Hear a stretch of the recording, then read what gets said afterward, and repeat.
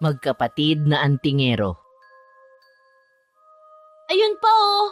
Kunin mo yung nasa bandaron sa taas. Yan. Yan. Oh, hinog na ang tsyesa. Ang sarap naman yan. Kunin mo lahat, babe. Sigurado ka?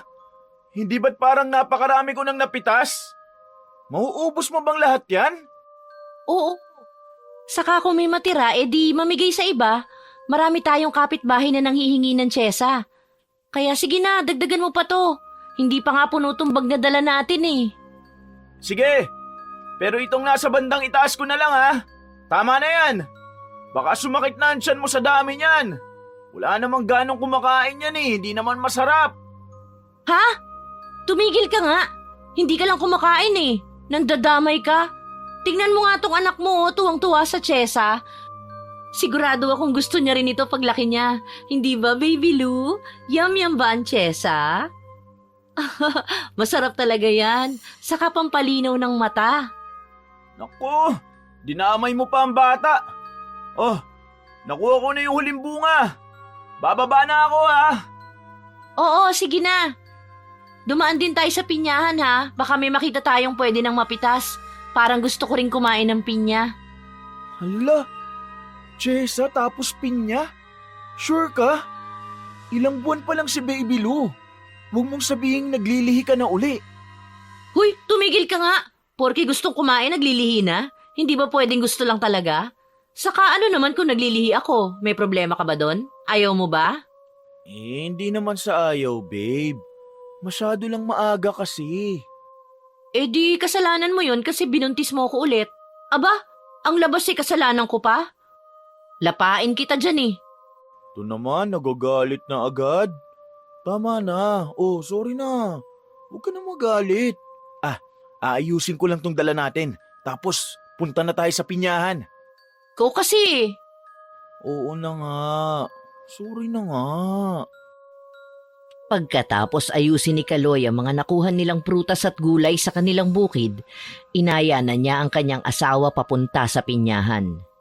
May 2 ektaryang taniman ng pinya ang pamilya ni Kaloy. Halos araw-araw niya itong binibisita dahil minsan ay may nagnanakaw ng mga bunga. Ilang minuto rin silang naglalakad bago marating ang taniman. Iniwan niya muna ang kanyang mag-ina sa kubo na tambayan pagkatapos ay nilibot niya ang lugar. Ilang minuto pa lang siyang naglilibot at hindi pa gaanong malayo ang agwat niya sa kanyang mag-ina nang marinig niya ang malakas at matinis na iyak ng anak nilang si Baby Lou. Mabilis niyang nilingon ang kubo. Bigla rin siyang nakaramdam ng kaba sa di malamang dahilan. Nang tanawin niya ang dalawa, nanlaki ang mga mata niya nang makitang inaatake ng aswang ang kanyang mag-ina. Merly! Baby Lou! Mga aswang! Mga walang yang aswang kayo! Kayo na naman! Talagang hindi nyo kami patatahimikin! Huwag nyo sasaktan ang mag-ina ko! Papatayin ko ang buong lahi nyo! Merly! Nandiyan na ako, babe! Mahigpit ang pagkakahawak niya sa dalang itak habang mabilis na naglalakad pabalik sa kubo. Hindi na niya tinitingnan ang kanyang nilalakaran dahil nakatuon lang ang kanyang paningin sa kanyang mag-ina at sa mga aswang na sumasalakay sa kanila. Matalim ang mga tingin ni Kaloy at binabalot na siya ng galit. Ilang dipa na lang ang kanyang agwat at napalingon sa kanya ang mga aswang nang malakas niyang hamunin ang mga ito. Mga walang hiya kayong aswang kayo! Sumugod na naman kayo! Wala kayong kadala-dala talaga! Hindi pa talaga kayo tumigil matapos ko kayong talunin nung buntis pa ang asawa ko! Ngayong naipanganak na niya ang anak namin, balak niyo pa ring lapain! Sa tingin niyo ba papayag ako? Hindi! Magkakamatayan tayo! Kaloy, kunin mo si Baby Lou, tapos tumakas na kayo. Ako nang bahala dito, bilisan mo. Hindi ako papayag. Alam kong hindi ka bubuhayin ng mga yan. Hindi kita iiwan dito. Papatayin ko ang mga aswang na yan sa oras na saktan ka. Sige, subukan niyo mga aswang. Ako ang lusubin niyo. Pagkasabi niya nun ay sabay-sabay na nagsiporma ang mga lalaki at nakahandang salakayin si Kaloy. 6 na lalaki na may matitipunong katawan. Pinunit pa ng isa ang suot niyang t-shirt at ipinakita ang mauumbok na muscle nito sa katawan para takutin si Kaloy. Pinagalaw-galaw pa ng lalaki ang muscle sa kanyang dibdib, saka mas pinalaki pa ang muscle sa braso. Ano naman ngayon kung mas malaki ang muscle mo kaysa sa muscle ko? Isang tapyas ko lang dyan gamit ang itak ko. Liliit din yan. Halika, lumapit ka na magkasubukan tayo. Bagong hasa pa naman tong itak ko. Tumigil ka na! Akala mo ba hindi ka seseryosohin ng mga yan? Umalis na kayo dito ni Baby Lou. Ako lang naman ang kailangan nila eh. Ako na ang bahala sa kanila. Hindi ako papayag. Ikaw ang umalis dito. Isama mo ang anak natin. Bilisan mo! Alis na! Hindi! Huwag matigas ang ulo mo! Makinig ka sa akin, Kaloy! Wala kang laban sa mga kauri kong aswang! Ako ang haharap sa kanila! Habang nagtatalo ang dalawa ay nainis naman ang mga aswang. Nagpalit ng anyo ang mga ito bilang mga aso. Malalaki at maiitim ang mga balahibo. Naging malikot na ang mga mata ni Kaloy dahil naghiwa-hiwalay ng pwesto ang mga aswang. Naghihintayan ang mga ito sa pagsugod. Parang nag-uusap ang tinginan ng mga ito. Maya-maya, bigla na lang silang umatake. Napaatras si Kaloy. Nanginginig ang kamay niya habang itinututok ng papalit-palit ang hawak niyang itak sa 6 na aswang.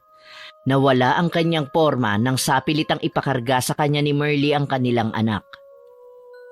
Teka babe, anong gagawin mo? Hawakan mo ang anak natin. Kahit anong mangyari, huwag mo hahayaan na makuha siya. Si Baby Lou ang pinupuntirian nila. Diyan ka lang sa likod. Ako ang haharap sa kanila. Sandali! Marami sila! Oo, alam ko. Pero hindi yun hadlang. Mas malakas pa rin ako sa kanila. Sinalubong ni Merly ng sipa ang mga aswang na nakatanod na nag-anyong aso. Malakas ang ibinigay na sipa ni Merly kaya lahat ng mga aswang ay napabagsak niya sa lupa. Pero muling tumayo ang mga ito at umatake. Paulit-ulit nilang ginawa hanggang sa makaramdam na ng pagod si Merly. Hindi na rin nakatiis si Kaloy sa panonood lang. Kahit karga niya ang anak, sinabayan niya rin ang asawa sa pakikipaglaban sa mga aswang. Hindi niya napansin na napuruhan na ng mga kalaban si Merly. Nilingon niya ito nang marinig ang malakas na paghampas ng asawa sa dingding ng kubo. Dali-dali niya itong tinakbo. Nakita niyang duguan na ang asawa dahil sa dami ng mga natamong sugat. Merly! Babe! Ayos ka lang ba? Mga walang iya kayo! Sabi kong huwag niyo sasaktan ang asawa ko! Pero sinugatan niyo! Pagbabayaran niyo to! Humanda kayo sa akin! Babe, pabayaan mo na sila. Tumakas ka na. Ilayo mo na si Baby Lou dito. Alam nilang wala na akong halaga sa kanila. Ang anak natin ang gusto nilang makuha. Umalis ka na. Itakas mo ang anak natin.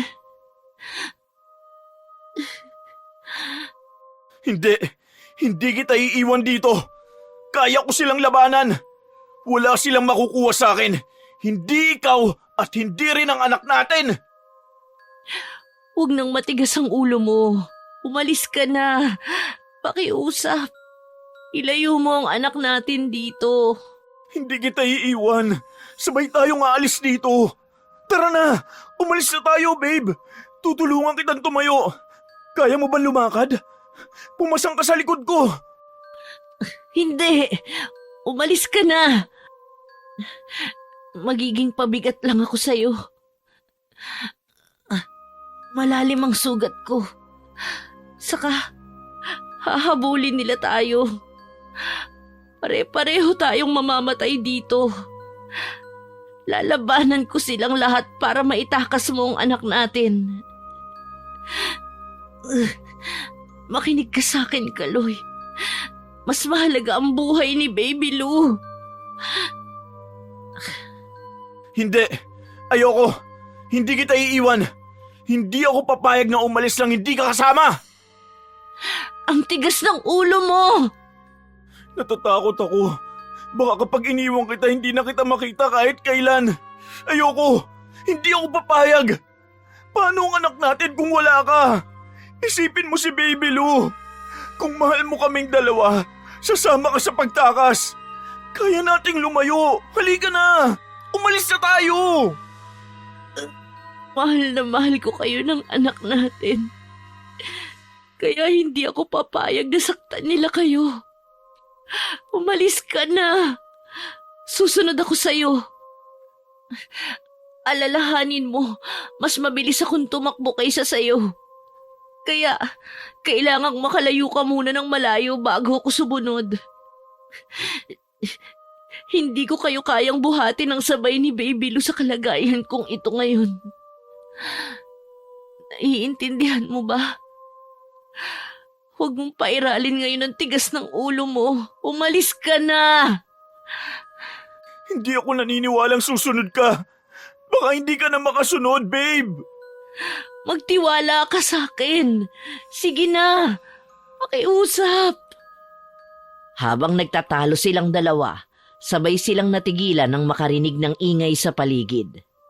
Nagtutunugan ang mga sanga pati ang mga damo na tila ba may gumagalaw nyon. Napatingin sila sa paligid. Nakita nilang tumigil sa pag-atake ang mga aswang at tila ba may hinihintay ang mga ito.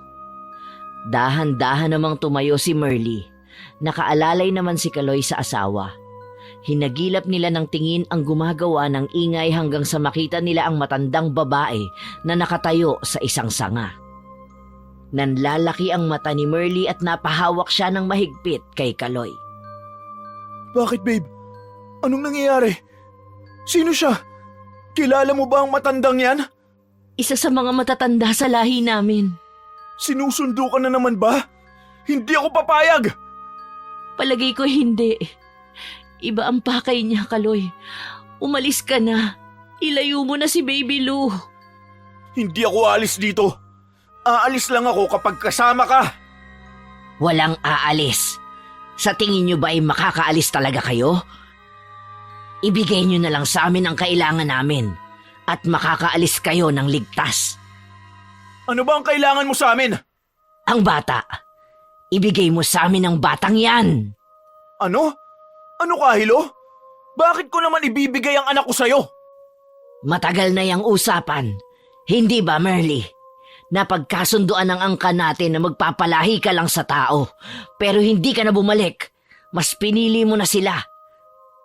Kaya ang napagkasunduan naman ng angka natin ngayon, hahayaan na kayong maging malaya ng lalaking yan.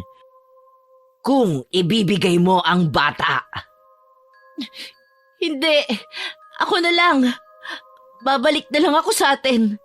Huwag lang ang anak ko. Hindi ko nagugustuhin pa na maranasan niya ang hirap ng pagiging aswang. Pabayaan niyo na sila. Ako na lang ulit. Hindi ako sumunod sa kasunduan kaya ako ang parusahan niyo ng pagtataksil. Huwag niyong idamay ang mag-ama ko. Nakikiusap ako. Hindi na, Merly. Wala ka ng kwenta sa amin ngayon. Ang pagtataksil ay katumbas ng kamatayan. Mamatay ka man ngayon, kukunin pa rin namin ang bata. Kaya mamimili ka sa ikalawang pagkakataon.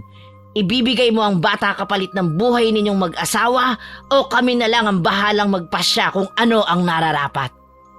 Hindi ko ibibigay ang anak namin. Lalong hindi ninyo makukuha ang asawa ko. Wala sa amin ang matatangay nyo. Kaya umalis na kayo dito sa lupain namin. Hindi ikaw ang tinatanong ko, lalaki. Tumahimik ka na lang dahil wala namang saysay ang salita mo. Ano, Merly? Naiinip ako. Magpasya ka na. Hindi. Huwag ang anak ko. Pabayaan niyo sila. Ako na lang, pakiusap. Sasama na ako sa inyo basta huwag niyo na lang gagambalain ang mag-ama ko. Hindi ako papayag na bumalik ka pa sa kanila, Merly. Tao ka. Hindi ka aswang. Di ba itinatakwil mo na ang buhay na yun? Huwag ka sasama sa kanila. Paano na si Baby Lou? Paano na kami? Mas gusto kong mamuhay kayo ng normal. Hanggat hindi ako bumabalik sa amin, hindi nila tayo titigilan. Umalis ka na. Pangako, gagawa ako ng paraan para makabalik ulit sa inyo ng anak ko. Sa ngayon, kailangan ko muna silang harapin. Hindi ako papayag! Makinig ka! Kaligtasan ninyo ni Baby Lou ang iniisip ko. Kadugo nila ako kaya hindi nila ako sasaktan. Pero ikaw at ang anak natin, oo. Wala silang awa. Umalis ka na. Alis na. Alis! Pinagtutulakan na siya ng asawa kaya dahan-dahan na siyang napaatras. Hindi niya malaman ang gagawin. Sumabay na rin sa pag-iyak ang kanilang anak.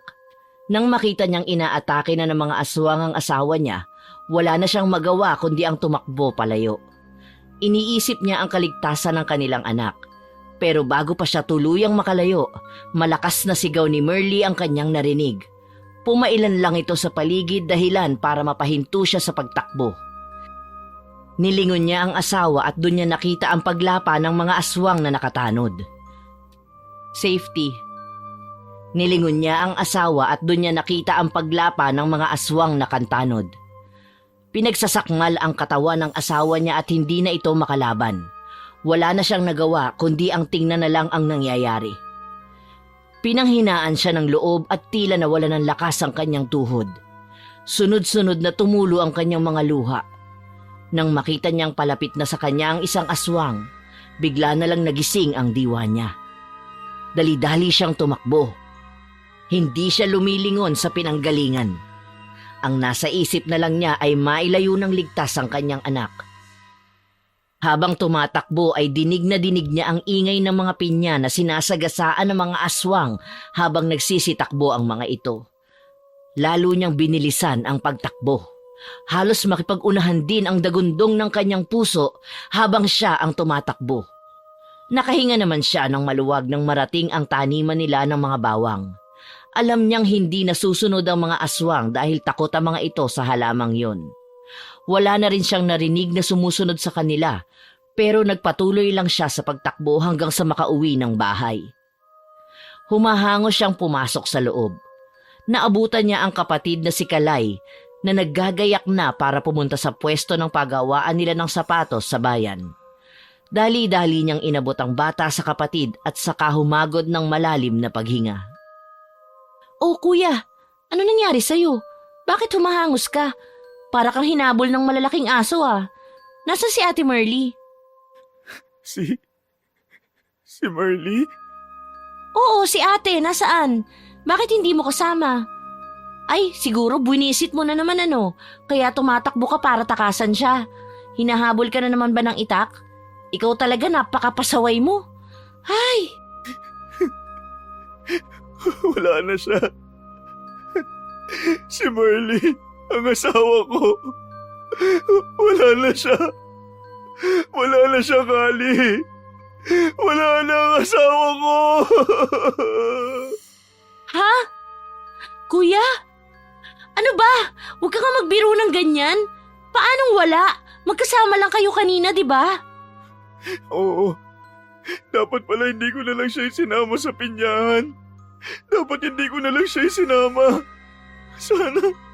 Sana buhay pa ang asawa ko. Sana hindi nangyari yun. Nandito pa sana siya. Kali, sana nandito pa si Merly. Kasalanan ko. Hindi ko siya dapat iniwan doon. Sandali. Kailangan ko siyang balikan. Kali, ang Ate Merly mo. Pinatay nila doon. Ano ba kuya? Wala akong maintindihan. Anong pinatay? Sinong pumatay? Bakit naman papatayin si Ate Merly? Ano bang ginawa niya? Binalikan na siya ng angkan niyang mga aswang, Kali. Mula sa angkan ng mga aswang na kurokoto at kantano ng Ate Merly mo. Kanina, inatake na naman kami. Dati ang gusto nila bawiin si Merly pero kanina, iba na ang gusto nila. Si Baby Luna. Pinatay nila si Merly. At sabi ni Merly sa akin, kukunin nila ang anak ko.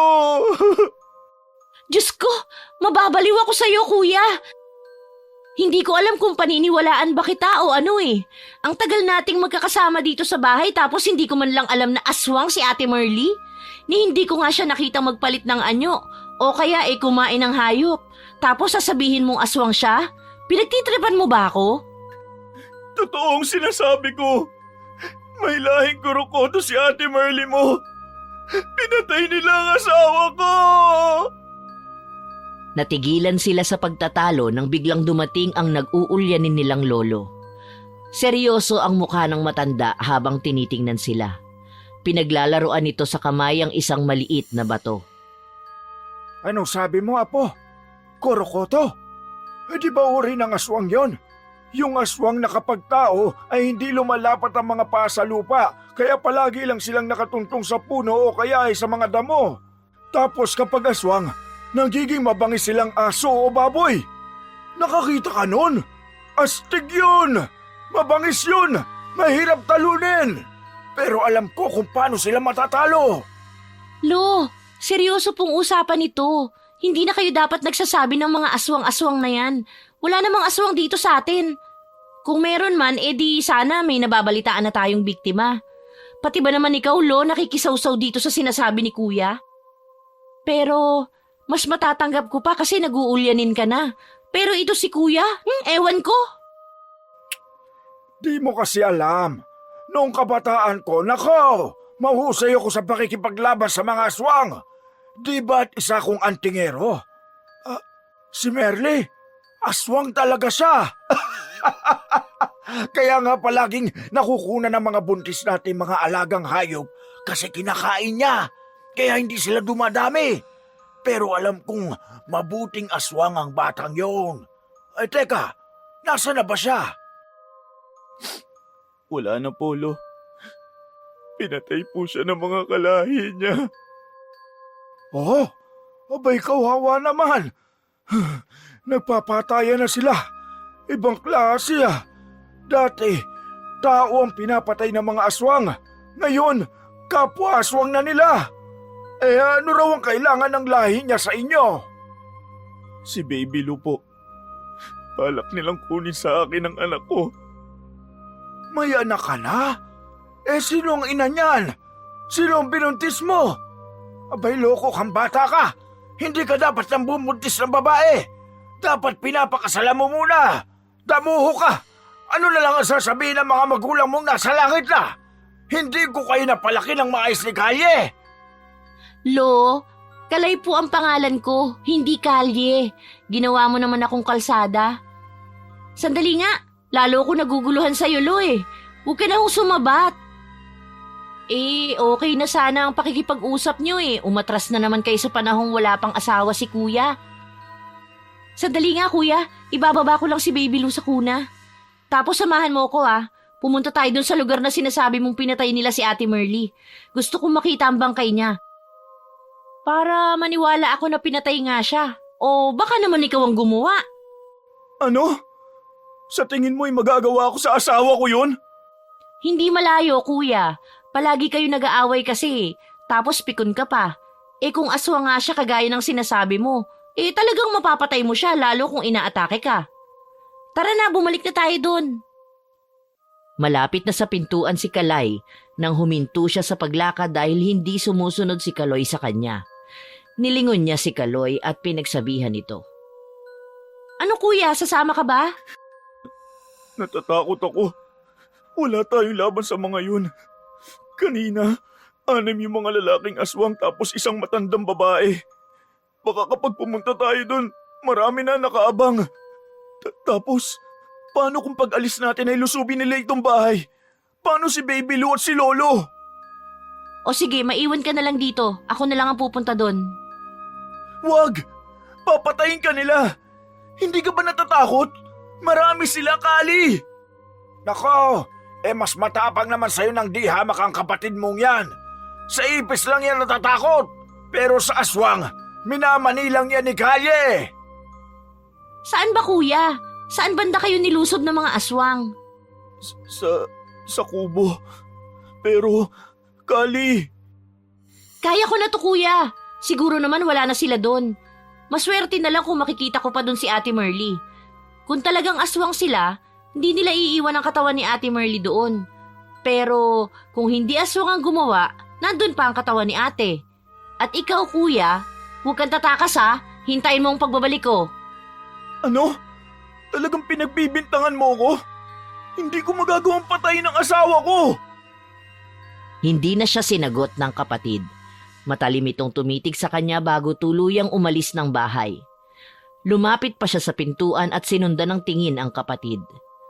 Malakas ang pagkabog ng kanyang dibdib pero umaasa pa rin si Kaloy na makikita nga ng kapatid si Merly. At umaasa siyang buhay pa ito. Napalingon naman sa kanyang lolo dahil kinakausap nito si Baby Lou. Nilalaro-laro niya ito at iniaabot ang batong pinaglalaroan ng matanda. Lo, huwag niyo pong ibigay kay Baby Lou ang bato na yan. Baka mamaya ay malunok niya yan. Saka, marumi po yan eh. Naku Kaloy, hindi ito basta-bastang bato. Ito ay isang agimat. Anting-anting ko ito at matagal ko nang napapakinabangan. Batong buhay ito na ginawang anting-anting ng lolo ko noong. Ipinamana niya sa akin. Tignan mo, napakaganda, di ba? Ay naku, Lo. Mga kwentong pambata lang yan eh. Siyempre, ibang panahon nyo noon sa panahon ngayon. Noon kahit anong sabihin nyo, paniniwalaan nyo. Ngayon po, hindi na. Pero ang bato, marumihan talaga. Baka sumakitan siya ni Baby Lou. Itago nyo na lang po ang laruang yan, Lo. Ay, nako. Yan ang hirap sa inyo eh. Wala na kayong pinaniniwalaan kundi ang sarili nyo. Nagtatampong lumayo ang matanda sa bata. Pinaglalaruan pa rin niya ang bato habang naglalakad papunta sa sofa. Pagkatapat ng matanda kay Kaloy ay saktong nabitiwan nito ang bato.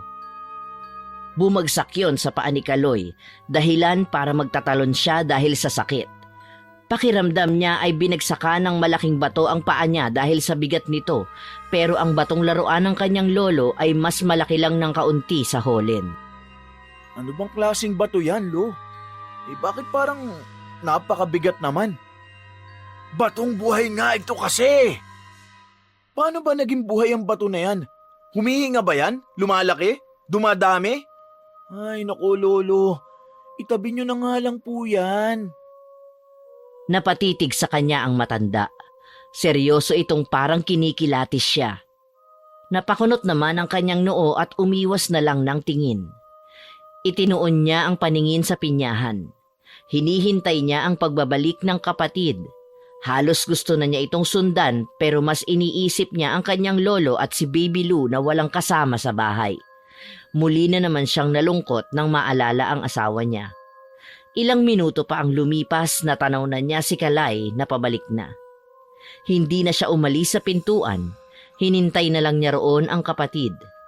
Maya-maya ay dumating na ito at walang emosyon ang mukha. Ano nangyari? Si Merly, nakita mo ba? Ha, Kali? Hindi kuya, wala na siya doon. Pero may isang tao akong nakita. Hindi ko siya kilala. Hindi siya taga rito sa atin. Ang sabi niya kukunin daw nila si Baby Lou sa kahit na anong paraan. Ang bata raw hindi dapat nasa pangangalaga natin. Ang dugo raw na nananalaytay sa kanya ay dugo ng kanilang lahi. O di ba? Naniniwala ka na ngayon sa akin. Si Merly, ang asawa ko. Ano kayang ginawa nila sa kanya? Talaga bang pinatay na nila ang asawa ko?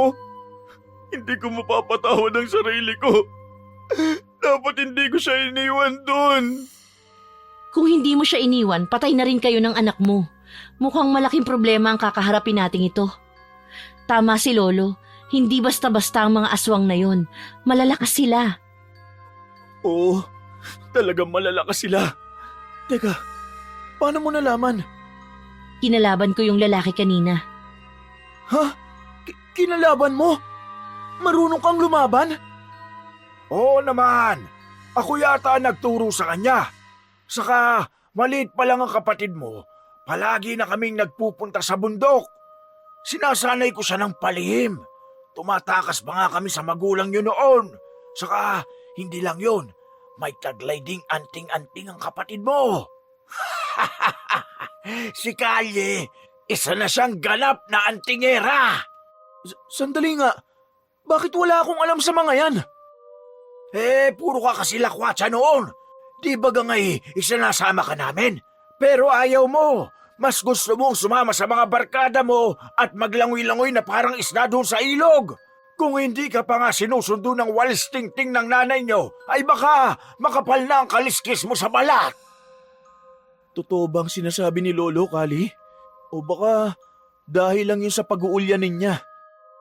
Mas kailangan nating pagtuunan ng pansin ng mga susunod na araw, kuya. Hindi tayo patatahimikin ng mga aswang na yun. Kailangan nating maglagay ng mga pangontra sa palibot ng bahay. Tulungan mo akong ikabit ang mga grills na bakal ng bintana natin. Natatandaan mo ba yung mga makakapal na grills na pinatanggal ni nanay noon? Yung nasa bodega? Oo, Ikakabit natin ulit ang mga yun ngayon, pati yung para sa pintuan. Pinagtulungang ikabit ng magkapatid ang mga grill sa kanilang bintana. Tinanggal nila ang nakakabit na roon saka ipinalit ang dating grills na mas makapal at mas matibay. Ibinalik na rin nila ang grill sa pintuan na ipinatanggal ng kanilang ina noong nabubuhay pa ito dahil malaking abala raw. Nagdikdik na rin sila ng mga bawang at inilagay sa mga babasaging garapon. Nagpiga na rin si Kalay ng kalamansi at inihalo sa tubig saka inilagay sa mga boteng plastik na binutasan ng takip. Gabi na rin sila nang matapos sa kanilang ginagawa. Aliw na aliw naman ang kanilang lolo habang pinapanood sila. Bakit kayo gumawa ng mga ganyan? Para ba sa aswang? May lulusob bang aswang dito sa atin? Sana nga wala. Pero tama po kayo, paghahanda ito sa kanila. Ito ang mga itinuro mo sa akin, di ba? Hindi ko sukat akalain na makikipaglaban ako sa mga aswang ngayon. Sa tagal ninyo ako sinanay noon, inakala ko laro lang yun eh. Ang tagal ko ring naghintay kung talagang totoo ba ang mga aswang. Tapos si kuya lang pala ang magdadala sa kanila dito. Hindi pala to biro. Hindi ko sila dinala dito, Kali. Hindi ko naman sinasadya eh. Minahal ko lang talaga si Merly. Kaya pala kahit anong sabi ko na dalahin niya dito ang pamilya niya kahit ang magulang niya lang, hindi niya magawa. Yun pala mga aswang sila. Ang galing ninyong magtago ha. Tinuruan ako ni Lolo kung paanong kumilatis ng aswang pero hindi ko talaga nahalata ang asawa mong yan. Ibig sabihin kuya, alam mong aswang siya bago mo pagawing asawa? Oo, Tapos hindi mo man lang sinabi sa akin? natatakot ako eh. Natatakot ka? Kanino? Sa asawa mo o sa akin? Sa'yo, ang bagsik-bagsik mo kaya. Sa akin ka talaga natakot? Tapos sa aswang na babaeng yun, hindi? Baka kasi talupan mo ng buhay si Merly. Di ba yan ang palagi mong sinasabi mula nung mga bata pa tayo? Kapag nakakita ka ng aswang, babalatan mo ng buhay. Bata pa tayo noon, baliw. Ako, alam ko na aswang siya. Pero hindi ka naman sa akin naniwala, Kalye. Lo, kailan mo ba tutuwirin ang pagbigkas sa pangalan ko? Paano naman kita papaniwalaan nag-uulyanin ka na? Tingnan mo nga matagal ko nang pinapatapon sa iyo ang batong yan hanggang ngayon pinaglalaroan mo pa rin. Ilang beses ko na nga yung tinapon, pinupulot mo pa rin. Baka mamaya lunukin mo. Hindi kasi ito basta bato lang. Batong buhay ito. Isa itong agimat. Ayan na naman tayo sa agimat eh. Saan nyo ba kasi nakuha yan? Ay nako, paulit-ulit na lang tayo. Dinaig nyo pa ang matandang nag-uulyanin. Ayan na naman tayo sa mga anting-anting, agimat, bertud na sinasabi mo, Lo. Kapag ganyan, sikali na lang pong kausapin nyo. Diyan na muna kayong dalawa. Ipagtitimpla ko ng gata si Baby Lo at patutulugin ko na rin. Iniwan na niya ang dalawa sa kusina habang nagliligpit ng kanilang mga kalat doon. Pumasok na siya sa kwarto para patulugin ang kanyang anak. Habang pinapatulog ang bata, pinagmamasdan niya ito. Muli na namang tumulo ang kanyang luha dahil naalala na naman niya ang kanyang asawa. Tinabihan na lang niya ang anak sa kaniyakap ito at sinabayang matulog. Ilang oras ang nakalipas nang maalimpungatan si Kaloy. Kinapa niya ang bata sa kanyang tabi at nang maramdamang wala ito ay bumalikwas siya ng bangon. Hinagilap ng kanyang mata ang bata at nakita itong nasa sahig na. Nakaupong paharap sa bintana. Tumatawa ang kanyang anak na parabang may kausap sa labas ng bintana. Shit! Di ko pala naisara ang bintana. Anak, hindi ka dapat nakikipagtawanan sa mga kung sinong hindi nakikita. Baka lagnating ka. Saka, teka nga, ang taas ng kama natin ah. Paano ka nakababa? Nahulog ka ba? Pero, hindi ko naman narinig ang lagabog mo. Siguro nga marunong ka nang bumaba. Malakas din ang tuhod mo Nakakagapang ka na kung saan-saan. Diyan ka lang at isasara ko ang bintana. Pagkalapit ni Kaloy sa bintana para isara ito, napatingin siya sa labas dahil naisip niya kung sino ang nakita ng anak doon. Sinuyod niya ng tingin ang paligid kahit madilim. Nanlaki bigla ang mga mata niya nang makitang may mga bilog na pares ng kulay pulang gumagalaw sa dilim. Bigla siyang kinabahan. Iniisip niyang aswang yon kaya dali-dali niyang isinara ang bintana. Kahit may grills na yon ay natatakot siyang baka hablutin pa rin ang anak niya. Pagkasara ay kinarga niya ang bata saka lumabas ng silid. Pumunta sila sa kusina at uminom siya ng tubig. Pagkatapos ay inilapag muna niya ang anak sa kuna nito na nasa sala. Maya-maya, lumabas din ng silid ang kanilang lolo. Oh, Lo, may kailangan ka po? Bakit ka nagising? May mga aswang sa labas. Nararamdaman ko sila. Nakapaligid sila sa bahay natin. Opo, Lo. Meron nga po. Pero hindi naman sila makakapasok dito sa loob kasi matibay ang mga nilagay naming grills ni Kali. Ano kaya ang kailangan ng mga aswang? Sa tagal ng panahon, ngayon lang uli sila nagpakita. Pero pakiramdam ko tayo ang sadya nila. Nakapalibot sila sa bahay natin at naghihintay ng magandang tiyempo. Hindi na maganda ang aking nararamdaman. Si Baby Lu nga po ang target nila, Lo. Gusto nilang kunin ang anak ko. Magkakamatayan kami. Hindi nila makukuha ang anak ko habang nabubuhay pa ako. Ganun ba? Eto Apo, kunin mo ang batong ito. Magagamit mo ito laban sa kanila. Panahon na para mapasayo ito. Kanina, nung bumagsak yan sa paa mo, alam kong nagparamdam ang bato sa bago niyang tagapag-alaga. Ikaw ang napili niyang humalili sa akin. Kaya, kunin mo siya. Tanggapin mo ng bukal sa puso mo. Magiging kaisa mo ang agimat na ito. Hindi mo siya dapat na pag-alinlanganan. Aangal pa sana si Kaloy sa sinasabi ng kanyang lolo pero hindi na lang siya kumibo para lang hindi na humaba ang usapan. Alam niyang wala na sa matinong pag-iisip ang matanda kaya hinayaan na lang niya ito. Kinuha niya ang laruan nitong batong buhay at saka inilagay sa bulsa ng kanyang shorts. Pagkalagay niya roon ay bigla na lang siyang nahubuan. Para siyang naglagay ng malaking bato sa bulsa na sa bigat nito ay hindi kinaya ng kanyang shorts. Napanganga siya dahil sa pagtataka. Ay, hindi matibay ang short mo. Saka, bakit naman ganyan ang brief mo?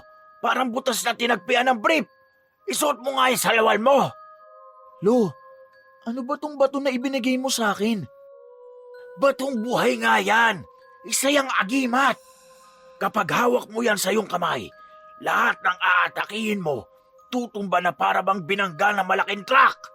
Kahit isuntok mo sa paderang kamay mo na hawak yan, magigiba ng walang kahirap-hirap. Lo, ako ba'y pinaglululoko nyo? Bakit hindi mo subukan?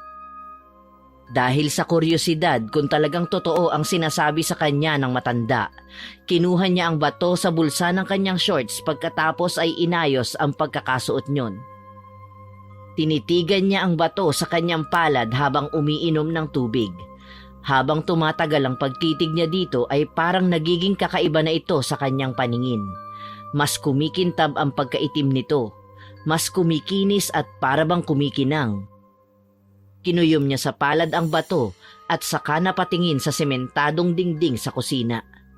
Napangisi siya nang maalala sa isip niya ang sinabi ng kanyang lolo na matitibag ang pader kapag sinuntok niya hawak ang batong yon. Hindi na siya nagdalawang isip na gawin yon dahil hindi naman siya naniniwalang may kapangyarihan ang batong laruan ng kanyang lolo. Mahigpit niyang kinuyom ang bato at tiningnan ng malalim ang sementado nilang dingding. Buo ang loob niyang sinuntok yon. Ibinuhos niya ang kanyang lakas dahil alam niyang hindi naman yon matitibag. Pero laking gulat niya nang matibag nga ang dingding ng kusina nila. Natulala pa siya nang makitang nagkapira-piraso ang semento at kumalat yon sa lupa. Narinig din niya ang pagkukumahog ng pagtakbo ng kapatid na si Kalay, habang tumatawa naman sa tuwa ang kanyang lolo. Ano nangyari? Sino gumawa niyan? Nilusob na ba tayo ng mga aswang? Nasaan sila? Paano nila natibag ang dingding natin? Kuya! Bakit ka ba nakatulala dyan? Yung bato, totoo siya. May kapangyarihan nga ang bato ni Lolo. Ano bang pinagsasasabi mo? Sabi ko na sa'yo eh. Hindi ka kasi naniniwala. Ngayon, alam mo na. Ipinakita niya sa kapatid ang hawak niyang bato. At para maniwala ito sa kanya, muli niyang sinuntok ang isa pa nilang dingding at mabilis itong natibag. Dahil doon ay pinagbabatukan siya ng kapatid. Siraulo ka ba, kuya? Bakit mo ginawa yan? Naglagay pa tayo ng mga grill sa bintana at pinto. Titibagin mo rin naman pala yung dingding natin. Paano na kapag lumusob ang mga aswa ngayong gabi? E di dire-diretso silang papasok dito. Nag-iisip ka ba? Diyos ko naman, kuya. Astig, di ba? Anong astig sa ginawa mo? Wala na tayong dingding. Puisit! May powers ang bato, Kali. Matatakot pa ba tayo sa aswang? Isang suntok ko lang sa kanila. Sabog ang pagmumukha ng mga yon. Takot na lang nilang lumapit. Ah, ganun. Kaya pinagtitipag mo ang dingding natin. Eh bakit kaya hindi mo tipagin ang buong bahay natin? Akala mo ba hindi nauubos ang kapangyarihan ng agimat? Anong ibig mong sabihin?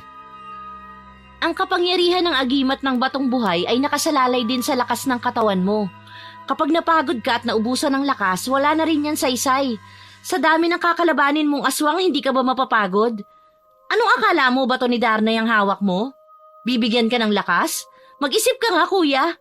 Ang haba pa ng gabi, paano na ang gagawin natin? Magpupuyat? Kasalanan mo yan eh. Kaya ikaw ang magbantay buong gabi. Bantayan mo yan tinibag mo. Hala, lagot! Pinagalit mo na naman si Kalye. Magbantay ka raw dyan sa butas. Kasalanan mo kaya, Tolo. Sabi mo kasi, subukan ko ang bato. Eh, hindi ko naman sinabing sa dingding ng bahay mo gawin na. Nanunuro ka pa. Bahala ka dyan. Inaantok na ako. Magbantay ka dyan. Pabalik na sana sa kanilang silid sina Kalay at Lolo Dario nang biglang tawagin ni Kaloy dahil nakita niyang nakatayo na sa labas ng bahay nila ang mga aswang. Nakipagtitigan ang mga ito kay Kaloy. Yari, nandito na nga sila. Pero, ayos lang. Masusubukan ko ang batong buhay na to. Sige mga aswang! Subukan yung pumasok sa loob ng bahay namin! Sasabog ang ulo nyo! Sira ulo talaga, naghamon pa. Lo, kunin mo nga po si Baby Lou. Magtago kayo sa kwarto. Kuya, alerto ka. Ha? Anong ha? Oo! Kaya kong lumaban! Pumoporma na si Kaloy para harapin ang mga aswang nang makita niyang bigla na lang nagsilusob ang mga ito. Sa taranta niya ay napatago na lang siya sa ilalim ng mesa sa kusina. Nakita ang kapatid na pumasok sa kwarto nito. Nagsipasok na kaya sila? Kali, ikaw itong sanay sa pakikipaglaban kaya lumabas ka dyan! Napakaduwag mo. Ang kapal naman ng mukha ninyong mga aswang na pumasok sa loob ng bahay namin. Kumuha lang ako sandali ng armas ko, nagkalat na kayo dito sa loob. Napangiti na si Kaloy nang makita niya ang kapatid. Lumakas na rin ang loob niya na harapin ang mga aswang. Nang makita niya na nilalabanan ng kapatid ang mga aswang, lumabas na siya mula sa pagkakatago. Mahigpit niyang kinuyom ang bato sa kasinuntok ang isang aswang na malapit sa kanya. Gulat na gulat siya nang makitang basag ang mukha nito na parabang inuntog sa matigas na bato. Sumilay ang ngiti sa kanyang mga labi. Tiningnan niya ang iba pang aswang na sumusugod sa kapatid. Lumapit na siya sa kanila at pinagsusuntok ang mga aswang. Tig-iisang suntok lang ay kaagad na bumulagta ang mga ito. Nang makita ng aswang kung gaano siya kalakas, nagsipag-atrasan ng mga ito tangay ang mga kasamahang wala ng buhay. Hahabulin pa sana ni Kaloy ang mga aswang pero pinigilan na siya ng kapatid. Huwag mo na silang sundan. Hindi sa lahat ng oras ay kailangan laging tapos ang laban. Kapag padalos-dalos ka, pwedeng buhay mo naman ang matapos. Kahit may agimat kang hawak, hindi pa rin sapat yan kapag nakahiwalay sa katawan mo. Ang mga aswang na yon, pinatay nila ang asawa ko.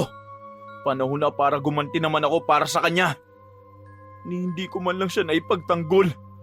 Naduwag ako nun at iniwan siya mag-isa. Pero ngayong Ngayong ano, kuya? Ngayong may taglay kang agimat at sa tingin mo malakas ka na at kaya mo na silang labanan? Maghihiganti ka na? anong gusto mong gawin ko? Pabayaan na lang ang nangyari sa asawa ko?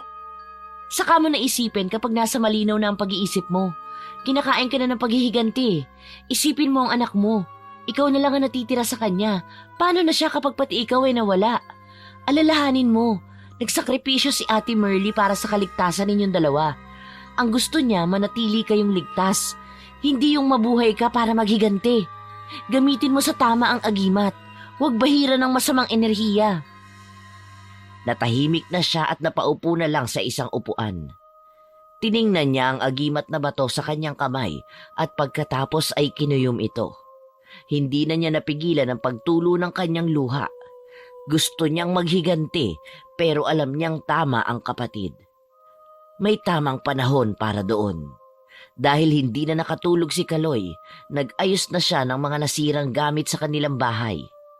Kinabukasan, pinagtulungan nilang magkapatid na sementohin ang natibag nilang dingding. Ilang araw na ang lumipas at unti-unting bumalik ang buhay nila sa normal. Hindi niya maiwasan ang tanong ng mga tao sa kanila. Hinahanap ng mga ito ang kanyang asawa. Wala siyang ibang sagot kundi ang iniwan na silang mag-ama. Inilihim niya ang nangyari dahil ayaw na niyang maungkat pa ito. Katulad ng dati, nilibot niya ang pinyahan. Pero sa pagkakataong yun, isinasama na niya ang kanyang lolo at ang kanyang anak na si Baby Lou. Abala rin ang kanyang kapatid sa pwesto nito sa bayan, sa munti nitong negosyo na pagre-repair ng mga sapatos. Lo, dito po muna kayo sa kubo ha. Maglilibot lang ako sa pinyahan. Saglit lang naman po ako. Iiwan ko muna si Baby Lou. Oo, ako nang bahala sa apo kong to. Umalis ka na. Dito lang kami. Hindi kami aalis. Baabantayan kong mabuti ang apo kong to kahit malikot. Sige na, umalis ka na. Sige po, Lo. Kahit nag-iikot si Kaloy sa pinyahan, mayat maya niyang tinatanaw ang dalawa sa kubo. Kahit tadtad ng pangontra sa aswang ang kubo ay hindi pa rin siya mapalagay. Tinaniman din niya ng mga bawang ang paligid ng kubo para hindi malapitan ng mga aswang.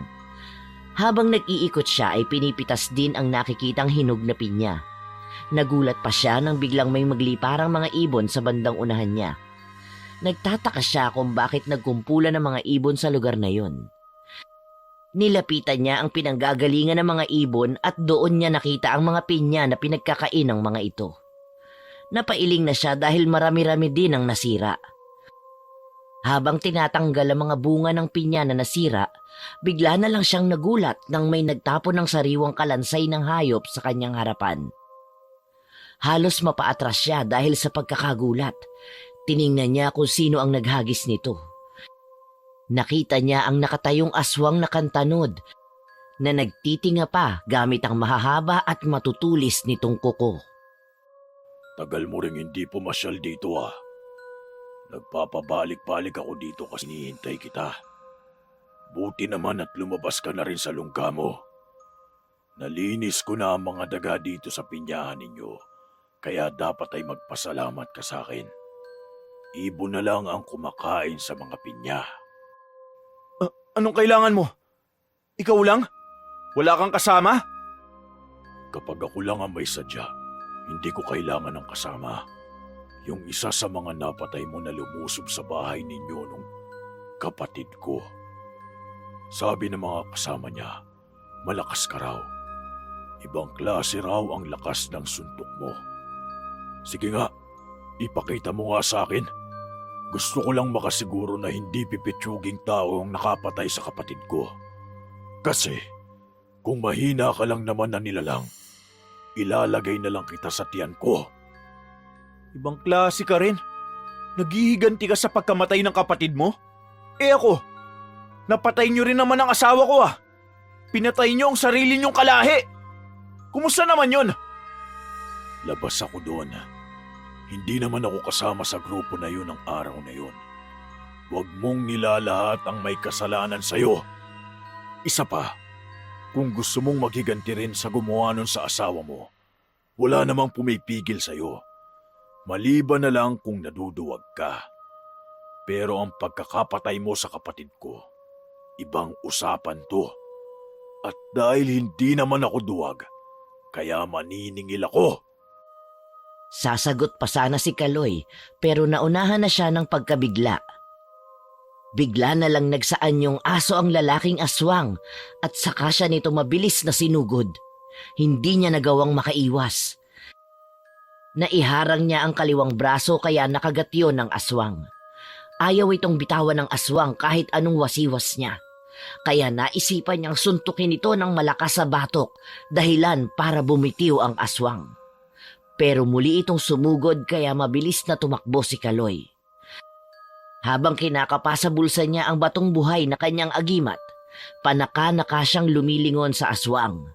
Mas mabilis itong tumakbo sa kanya kaya ang ginawa niya ay pumagit na sa mga pinya. Hindi makalapit ang aso sa kanya dahil matulis at matitinik ang dahon ng pinya. Nagkaroon siya ng pagkakataon para makuha ang bato sa kanyang bulsa. Kinuyom niya ito ng mariin, saka tumingin ng matalim sa aswang. Talagang hinahamon mo ako? Pwes pagbibigyan kita. Dahil mukhang naiinggit ka sa pagkamatay ng kapatid mo, di magsama kayong dalawa. Ipaparanas ko kung paano siya namatay, kaya huwag ka na mainggit. Tapos, kapag nagkita kayo sa kabilang buhay, magkwentuhan na lang kayo kung sino sa inyo nakatanggap na mas malakas na suntok. Pero masisiguro kung ikaw ang bibigyan ko noon. Nang marinig ng aswang ang sinabi niya, umatungal ito ng malakas habang nakatingala pa sa langit. Sinagot nito ang kanyang sinabi sa pamamagitan ng malakas na alulong. Sinalubong niya ang pagtakbong pasugod ng aswang na nasa anyong aso. Pero bago pa sila magkalapit, natapakan naman ni Kaloy ang bunga ng pinya na nakakalat sa lupa. Natapilok siya doon dahilan para matumba. Napamura pa siya sa inis. Tatayo na sana siya pero pumaibabaw na sa kanya ang aswang. Pinagkakagat na nito ang suot niyang damit hanggang sa magkagutay-gutay. Hindi siya makagalaw ng maayos. Napapasubsob na lang siya sa lupa. Nang mainis na siya ng tuluyan sa aso dahil nararamdaman na niya ang pagbaon ng mga ngipin nito sa kanyang likod, pinilit na niyang makaharap sa asong yun. Sa kanya ito pinatikim ng malakas niyang suntok. Tumilapon ng aso ng mahigit 1 dipa ang agwat ng pinagbagsakan nito. Nangya ka! Nagkaroon ka lang ng pagkakataon dahil natapilok ako sa pinya. Pero kung hindi dahil dun, wasak na rin ang mukha mo. Hindi ka na makakairam pa sa aso. Ay mali! Aso ka nga pala ngayon. Wala ka nang mahihiraman. Hindi pa kita napuruhan, kaya alam kong buhay ka pa. Tumayo ka riyan at sumugod ka uli. Ngayon mo ako subukan. Halika! Hindi pa yan ang sagad kong lakas. Huwag mong sabihing napilayan ka na agad. Akala ko yun na ang buo mong lakas. Tatawa na sana ako. Mabuti at sinabi mo na agad na hindi pa pala. Sige, tutuhanin na natin to. Gusto ko lang din sabihin sa'yo na mas malakas ako kapag nasaan yung aswang at hindi nagaan yung hayop. Muli silang nagsagupaan. Nagpalitan sila ng malalakas na suntok at wala nang pakialam kung saang parte ng katawan nila tumatama ang mga yun. Ilang minuto rin silang naglalaban. Bahagya silang nagpahinga dahil parehong bumabawi ng lakas. Pareho silang humihingal. Pero ang mga mata nila ay hindi inaalis sa pagkakatitig sa isa't isa. Bakit mo iniiwasan ang mga suntok ko? Natatakot ka ba sa lakas ng kamao ko? Hindi. Wala akong kinatatakutan. Pero hindi rin ako tanga para magpabugbog lang. Kung meron mang mabubugbog dito, ikaw yon. Masarap din namang kumain ng karne na lamog sa suntok. Psst, wala kang malala pa dito. Dito kita ililibing para maging pataba sa mga pinya ko. Pagkasigaw ni Kaloy ay sinugod na niya ang aswang. Wala na siyang pakialam kung magkasira-sira ang mga pinya. Hindi na rin niya iniinda ang mga sugat sa katawan dulot ng mga tinik ng pinya. Ang tingin niya at buong atensyon ay nakatuon lang sa aswang. Nagngangalit ang kanyang mga bagang dahil sa galit. Nasa isip lang niya ay mapuruhan ang aswang na yon. Nang magkaharap ulit sila, muli silang nagpalitan ng malalakas na suntok. May kasamang kalmot na ng matutulis na kuko ang ginagawa ng aswang. Nakita niyang mas humaba pa ang pangil ng aswang na kanyang kalaban, kaya alam niyang nagagalit na ito ng husto. Lalo ring nanlilisik ang mata nito at mas pumupula pa na parang pumuputok na ang ugat nito sa mata. Hinahabol na ni Kaloy ang kanyang paghinga dahil sa pagod. Hindi niya matapatan ng lakas at liksi ng aswang. Pakiramdam niya ay hindi ito nauubusan ng lakas. Napahinto lang siya saglit at sinamantalayo ng aswang para suntukin ang kanyang sikmura, dahilan para mapaluhod siya sa harapan nito. Umatungal sa tuwa ang aswang. Pinagsusuntok pa niya ang sariling dibdib sa katuwaan. Ha! Huwag kang magdiwang, tanga! Hindi pa ako patay! Hindi pa nga. Pero malapit na. Dahil gagawin ko na yun sa'yo ngayon. Sinabunutan siya ng aswang. Napasigaw siya dahil sa tindin yun na parabang balak nitong bunutin ang kanyang buhok ng minsanan. Nang makita niya ang isang kamay nito sa pagsuntok, inunahan na niya ang aswang. Sinuntok niya ito sa maselang bahagi dahilan para matigilan ito. Hindi makasigaw sa sakit ang aswang. Napahawak lang ito sa kanyang kasilanan habang matalim na tumingin sa kanya. Hindi mo na protektahan ang kahinaan mong yun. Ngayon, ibibigay ko na ang kahilingan mo. Ikumusta mo na lang ako sa kapatid mo. Ungas ka! Malakas na suntok ang ibinigay niya sa aswang. Hindi siya nagdalawang isip na puntiryahin ang batok nito. Isang malakas na suntok lang ang kanyang ginawa at hindi na nakagalaw ang aswang.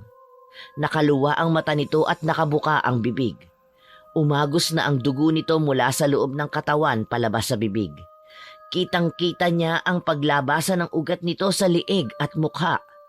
Maya-maya ay pinitik niya ang ulo ng aswang at yun ang tuluyang nagpabagsak dito. Nakasubsob ang mukha nito sa lupa nang bumagsak.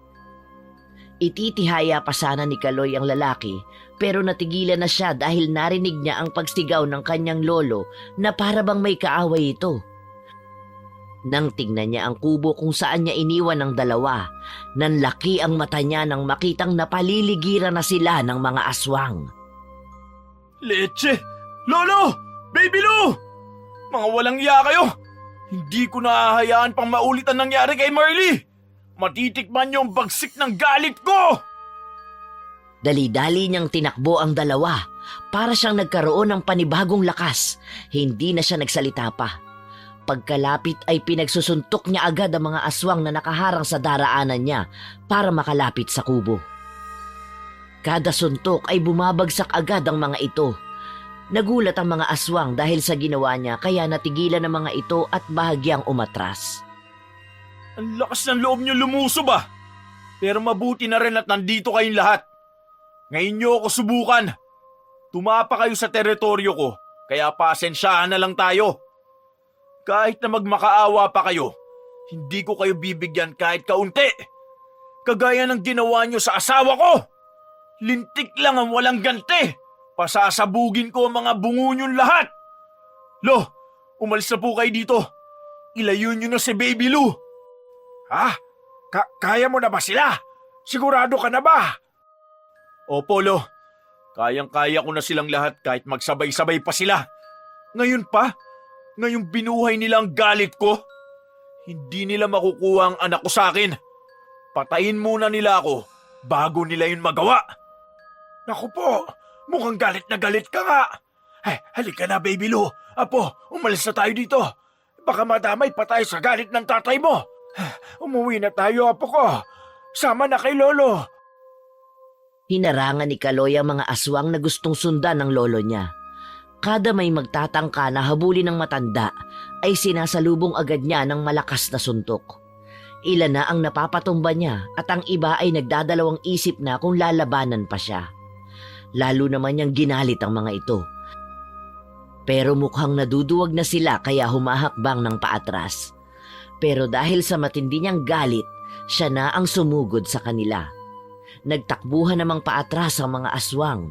Maya-maya nagsihinturi ng mga ito at tumingala. Narinig ni Kaloy ang maingay na tunog ng mga dahon sa puno.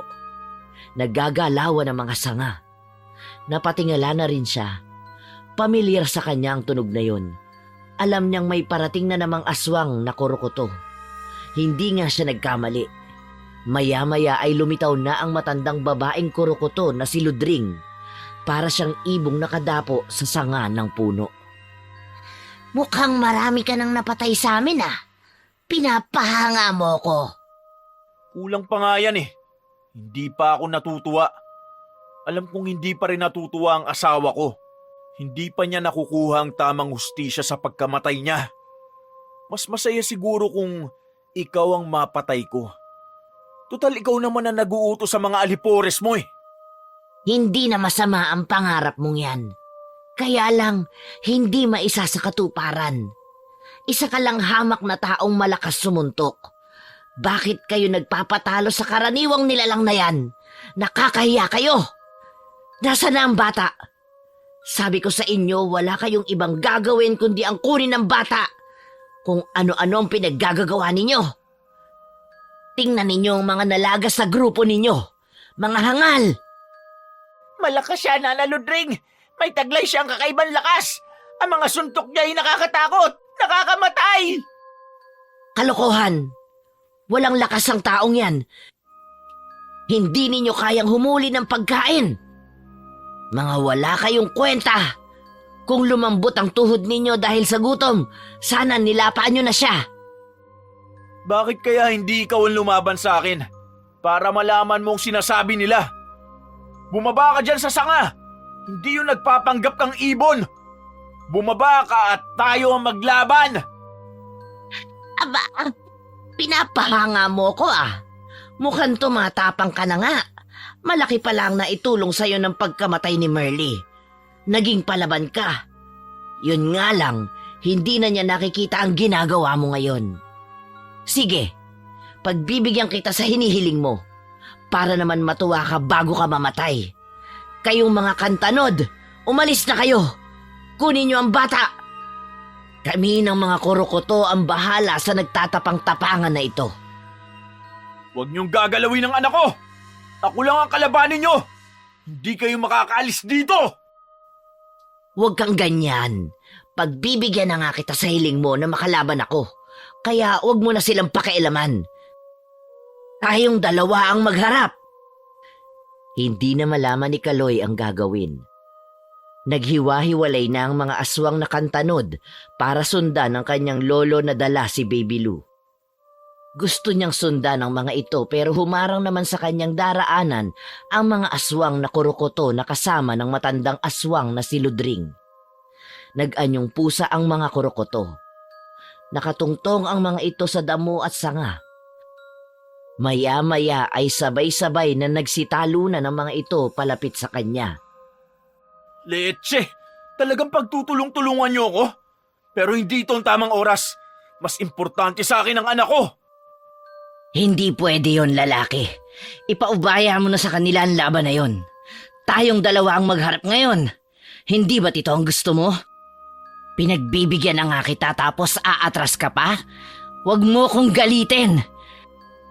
Ayaw ko sa lahat ay yung tinatalikuran ako matapos akong hamunin sa laban. Sugurin siya! Duwag ka naman eh. Ikaw ang gusto kong makalaban at hindi ang mga asungot mong pusa. Kung talagang gusto mo, bumaba ka dyan sa puno. Duwag! Lalabanan lang kita kapag natalo mo silang lahat. Eh di, wag muna tayo maglaban ngayon. Pagkasabi ni Kaloy, ay tumakbo na siya para sundan sina Lolo Dario at Baby Lou. Pero biglang inatake siya ng mga aswang na nasa anyong pusa. Mabibilis na nagsisitalo ng mga ito. Palipat-lipat ang mga ito ng nilalapagan. Kada talon nila ay kinakalmot si Kaloy. Hindi niya maiwasan ang mga atake na yon dahil sa bilis ng kilos ng mga pusa. Nang huminto sa pag-atake ang mga ito, doon naramdaman ni Kaloy ang mga sugat sa kanyang katawan. Punit-punit na rin ang suot niyang damit dahil sa matatalim na kalmot. Ikinuyom niya ang kamao habang hawak ang agimat. Pagkatapos ay inihanda niya ang sarili sa pag-atake. Talagang ayaw niyo akong tantanan? Sige, pagbibigyan ko na kayo. Mukhang saglit lang naman kayong lahat sa akin eh. Ganyan nga. Gusto ko yung lumalaban, hindi tumatakas. Huwag mo akong pagsabihan. Ikaw nga itong duwag. Hindi ka bumababa dyan. Huwag ka magpanggap na ibon. Hindi bagay sa'yo. Nagsabay-sabay ulit ang mga aswang na sumugod sa kanya. Kada may lumalapit ay sinasalubong niya ng malakas na suntok. Kaagad silang tumitilapon at pag bumabagsak ay sabog o warak ang parte ng katawan nilang tinamaan. Paulit-ulit na ginawa ni Kaloy ang ataking iyon hanggang sa humihingal na siya. Napahinto siya nang magsitigil sa pag-atake ang mga aswang. Anong nangyari? Bakit kayo huminto? Oo nga, kung kailan pa naman ako ginaganahan. Nanaludring, malakas po siya. May kakaiba po siyang lakas. Isang suntok lang niya napupuruhan ng mga kasama natin. Nang dahil dyan natatakot kayo? Bakit kaya hindi ikaw ang bumaba dito at nang masubukan mo? Puro ka utos.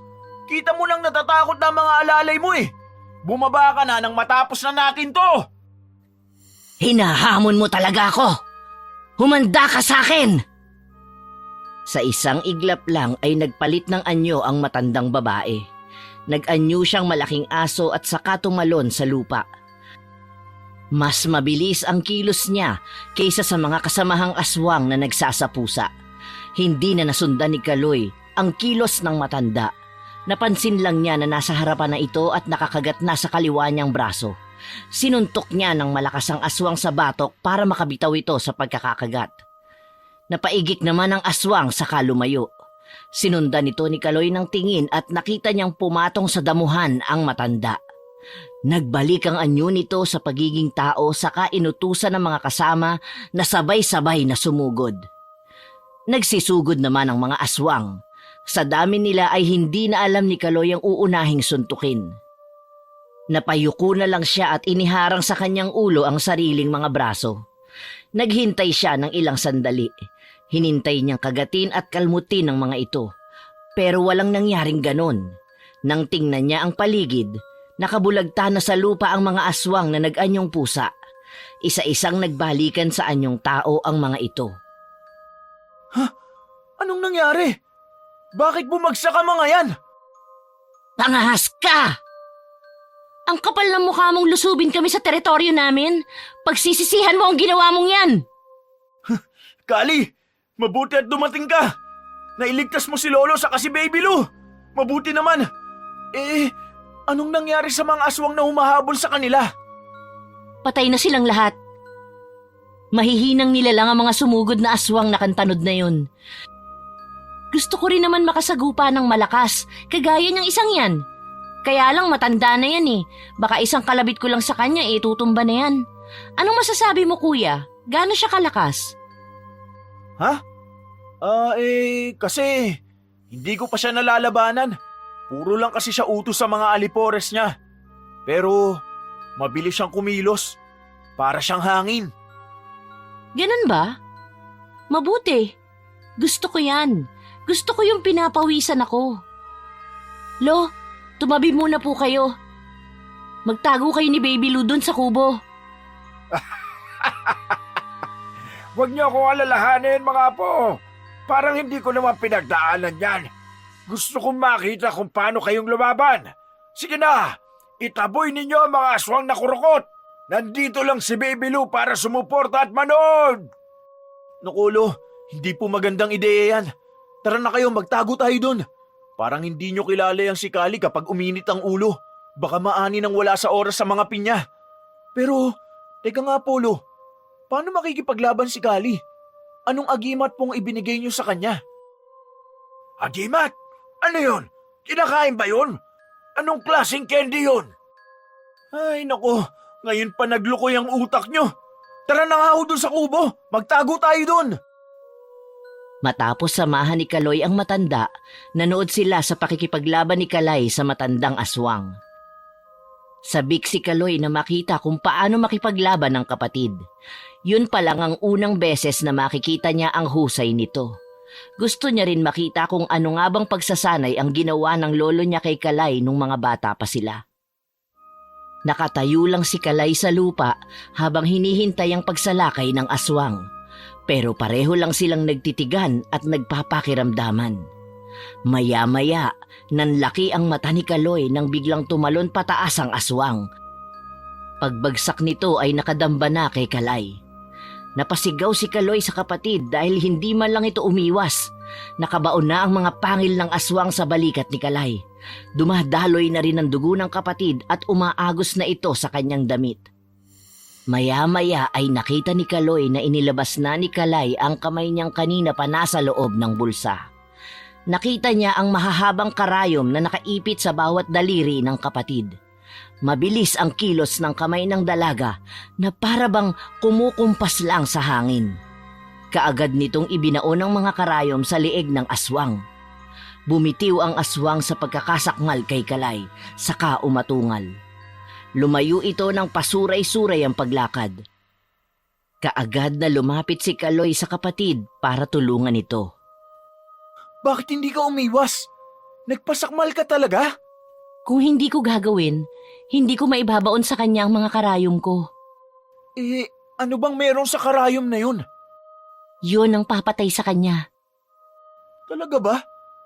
Mukha namang hindi. Tignan mo oh. Hindi man lang ininda ng aswang na yun ang karayom mo. Pangsapatos lang naman kasi yun eh. Mukhang paanga ang aswang na yan, pero hindi para sa kanyang karayom. Akala ko pa naman talaga napaka-astig mo. Magpapasugat ka lang pala. Masyado kang atat, kuya. Tingnan mo ang aswang. Mukhang nangihina na siya. Tumatalab na sa kanya ang lason. Ibinabad ko sa lason na makakapatay sa aswang ang mga karayom at pinalakas pa yon ng anting-anting na bigay ni Lolo sa akin. Anong anting-anting ang bigay niya sa'yo? Sa akin ito oh, bato. May kakaiba tong lakas. Isang suntok ko lang, patay agad ang kalaban. Hindi pa tapos si Kaloy sa pagsasalita nang bigla siyang itulak ng kapatid. Magagalit pa sana siya pero nakita niyang sinugod pala siya ng aswang. Naikuyom niya uli ang kanyang kamaon nang makitang inaatake ng aswang ang kanyang kapatid. Mabilis siyang tumakbo at sinugod ang aswang. Pinagtulungan nila itong magkapatid hanggang sa manghina na at bumagsak sa lupa. Susuntukin pa sana niya ang aswang para matuluyan na ito pero pinigilan na siya ng kapatid. Tiningnan nila ang aswang hanggang sa bumalik ito sa anyong tao. Nangisay ang aswang na parang bulating inasnan. Sabay ang atungal nito at pagtawa ng pilit. Anong tinatawa mo dyan? Naghihingalo ka na nga, nagawa mo pang tumawa. Matalo man ninyo ako. Nasa amin pa rin ang pagkapanalo. Nakuha naman namin ang pakay namin. Pagkasabi niyon ay saktong sumigaw si Lolo Dario. Sabay na napatingin ang magkapatid. Nakita nilang tangay na ng isang aswang si Baby Lou. Malakas na sumigaw si Kaloy at nagmamadaling hinabol ang aswang. Mabilis tumakbo ang aswang at dumaan pa ito sa gitna ng pinyahan kaya hindi makasunod si Kaloy. Palinga-linga siya para maghanap ng ibang madadaanan. Maya-maya ay biglang nadapa ang aswang. Ikinagulat din niya ang pagsalita ng kapatid na hindi niya namalayang nasa tabi na pala niya. Habulin mo na, bilis! Ano pang tinitingin-tingin mo dyan? Saka, huwag mo hahawakan ng karayom ha. May lason yun. Lahat pwedeng malason doon. Sige, salamat. Nagmamadali niyang tinakbo ang anak. Pagdating doon ay kaagad niyang kinarga ang bata. Umiiyak na ito dahil sa takot. Sinipa pa ni Kaloy ang aswang na wala ng buhay. Hinanap niya ang karayom na sinasabi ng kapatid. Nakita niya ang dalawang karayom na nakabaon sa lieg ng aswang. Sapol ang halimaw sa mismong ugat nito sa leeg. Hanep! Napuruhan ah! Ang layo nun pero nagawa pa niyang dun patamain ng karayom. Ano kaya ang agimat ng kapatid ko? Siguro mata ng pinya kaya ang linaw ng mata. Nakakabilib ah. Oh, tahan na anak. Patay na ang mga halimaw na yan. Wala nang kukuha sa'yo. Hindi papayag si Papa na makuha ka nila. Kahit ilan pan lahi ng mama mo ang sumugod para tangkaing kunin ka, hahadlangan yun ni Papa. Kaya huwag ka matakot. Malakas ang Papa mo. Isang suntok lang sa kanila. Sabog agad ang mukha nila. Halika na. Bumalik na tayo doon. Pagkabalik ay sumalubong agad si Lolo Dario. Nag-aalala itong tiningnan ng apo sa tuhod. Kamusta ang apo ko? Nasaktan ba siya? Ayos lang po siya, Lo. May mga galos lang ng kaunti pero hindi naman po napilay. Uy, Kali! Ayos ah! Ang galing nun! Ang alin? Yung pagkakalagay mo ng karayom sa leeg ng aswang. Linaw ng mata mo ah. Ilang mata ng pinya ang kinain mo? Nako, sandamakmak! Hindi siya tumigil hanggat hindi namamaga sa pangangati ang bibig niya. Sa kakakain niya, nalunok niya ang mutya ng pinya na nanggaling doon sa mata. Mutya ng pinya? Hanep ah, merong ganun?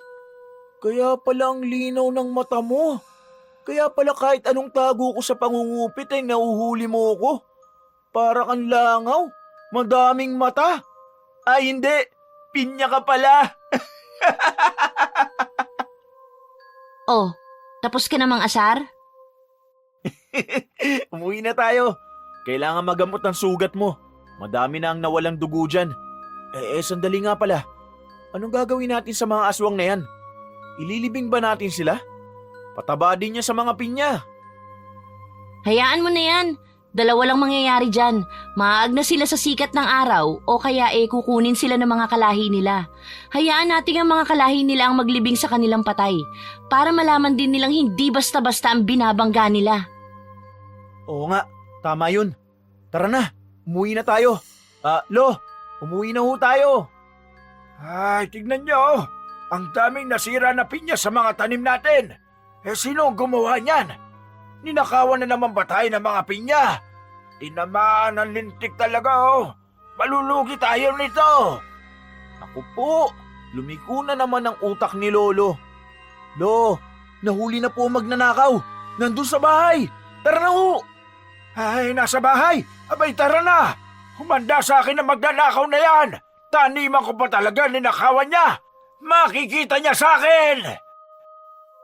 Nagtawanan na lang ang magkapatid nang makita ang kanilang lolo na nagmamadaling umuwi dahil sa galit sa magnanakaw.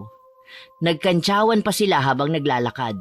Alam nilang magagalit ng husto ang matanda kapag nalamang wala talagang magnanakaw ng pinya. Pagka-uwi nila ng bahay, kaagad ngang hinanap ng kanilang lolo ang magnanakaw. Inutu-uto na lang nila ang matanda at nilibang ng mga pagkain. Matapos namang linisin ni Kaloy ang kanyang anak, tinulungan si Kalay na gamutin ang mga sugat. Kinulit pa niya ang kapatid tungkol sa mutya ng pinya na nalunok nito. Pero sadyang maiksi ang pasensya ni Kalay kaya tinigilan na lang ni Kaloy ang pangungulit sa kapatid. Kinabukasan, nang puntahan ng magkapatid ang pinyahan, wala na nga doon ang mga bangkay ng aswang na kanilang iniwan. Inayos din nila ang mga nasirang pinya. Mula ng araw na yon, hindi na sila ginambala ng mga aswang na kamag-anak ni Merly. Paminsan-minsan ay nararamdaman pa rin ni Kaloy na may mga aswang sa paligid na kadalasan ay nakahalo lang sa mga tao. Kaya doble ang pag-iingat niya sa kanyang anak. Alam niyang nasa paligid lang ang mga kamag-anak ng kanyang asawa na naghihintay lang ng pagkakataon na makuha ang kanyang anak.